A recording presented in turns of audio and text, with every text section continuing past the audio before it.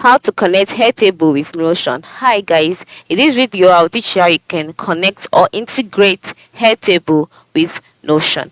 So the first step is to log in into your Airtable account, just like I have done here. And then once you've logged in, go ahead and move to your web browser, open a new tab and type out the domain name for Sapia, which is www.sapia.com. Then you'll be asked to create an account. Ensure you create an account, and once that is done, click on move to the left side of the screen and click on the create button.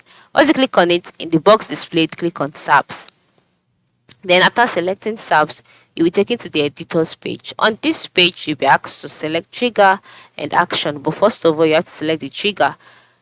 Alright, and then once you've selected the trigger, the page would load and then you'll be asked to choose the trigger. So you work with Airtable, and then here move to the right side and go ahead and choose an event.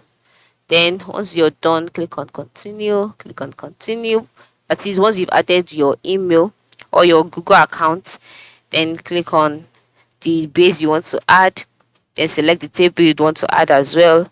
Then once you're done, click on continue, and then you can decide to test out your trigger.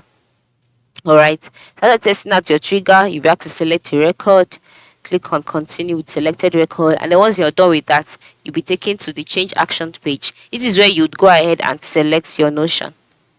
Alright, so after selecting or typing out Notion, select it, then move to the right side and then choose an event.